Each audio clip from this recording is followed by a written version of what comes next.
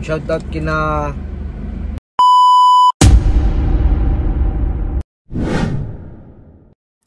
At ngayon nga ay naandito na tayo sa part 2 ng lapag number 12 VIP from Pasay City. Bali, inabutan na nga ako dito ng ulan at naandito ako sa labas nag-aantay kina ma'am. At pagkatapos nga nila kumain ay andito na kami. Binabagtas na ulit namin ang Magsaysay Highway papunta dun sa SM City Naga. At kung anong gagawin namin doon at kung anong dahilan ni ma'am kung bakit pupunta sila doon. Tara, samahan niyo ko. Aalamin natin. Ikikwento ko sa inyo.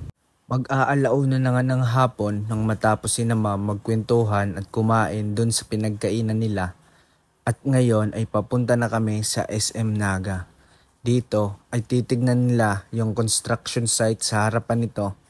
Yung kinoconstruct ng SM dahil magdi-design sila ng mga billboard.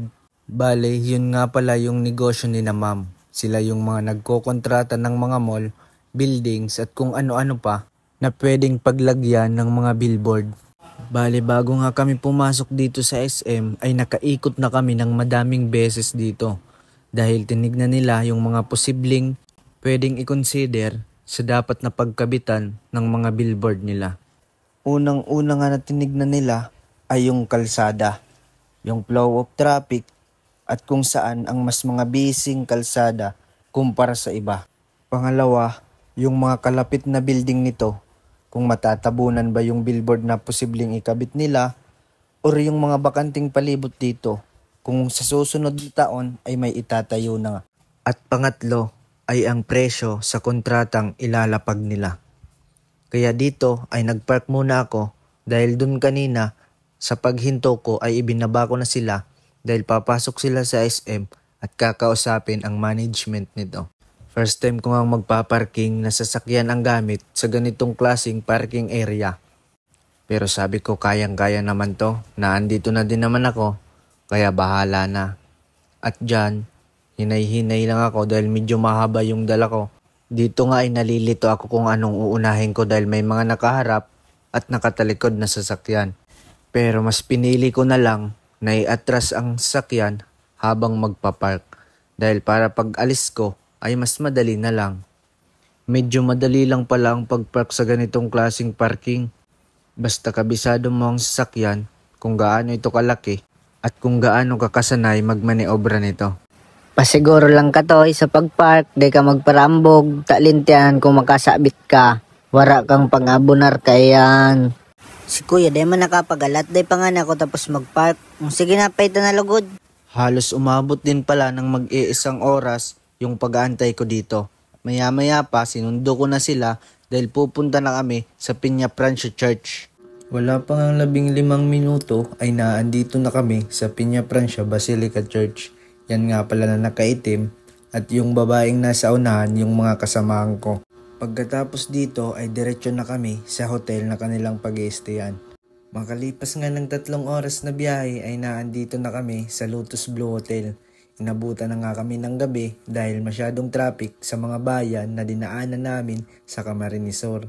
Dito lang pala tong Lotus Blue Hotel sa may katabi ng Yasiano at harap ng SM Legazpi. Maya-maya ay umuwi na ako dahil naahatid ko na yung mga pasahero ko.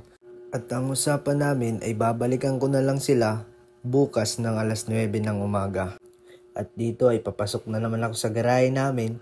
Natumba na naman ang isang araw at ligtas akong nakabalik dito sa pinanggalingan ko kaninang umaga.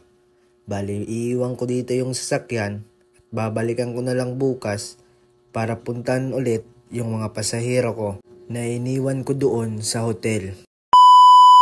Kinaumagahan nga, wala pang alas 8 ng umaga ay naandito na ako, binabagtas ko na yung kalsada papunta sa hotel na pinag-iwanan ko dun sa mga pasahero ko. Mas mabuti na ngang mas maaga ako kumpara sa mas maaga sila. At least sa paraang ito, may papakita natin yung matinding serbisyo ng car rental na pinagtatrabahuan ko. Dito nga inilagay ko na yung van sa harap ng main door or ng entrance ng hotel dahil nag-text na si sir na 5 minuto na lang daw ay bababa na sila. Pagkasakay nga ni na sir ay diretso na kami sa SM Legazpi dahil dito daw sila mag-aalmusal sa SM Starbucks.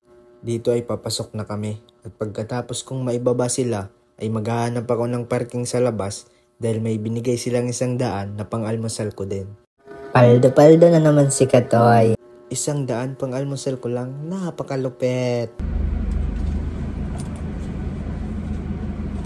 Good morning sa inyong lahat.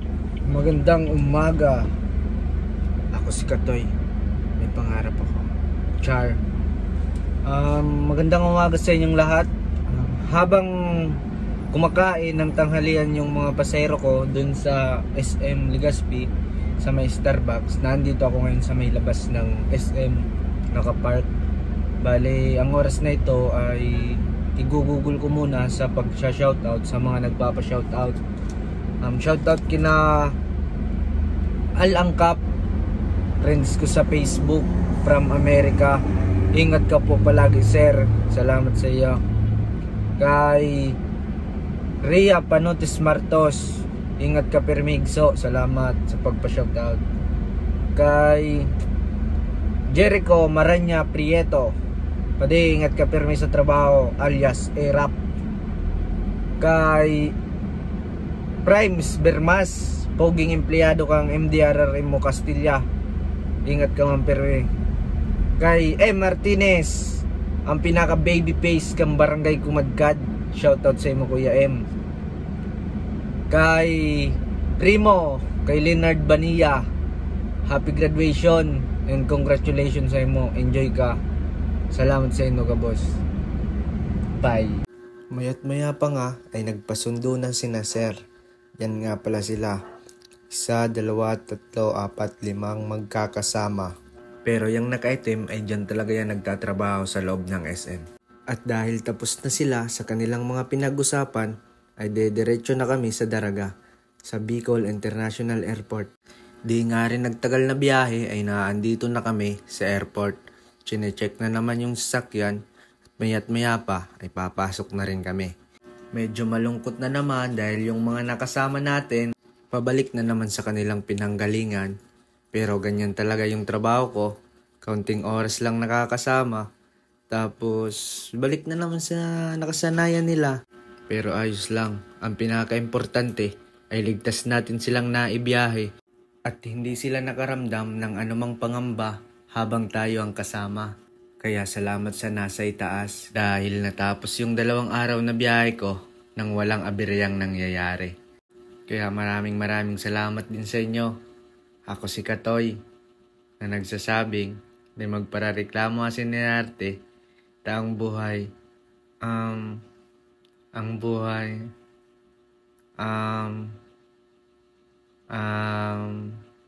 bye.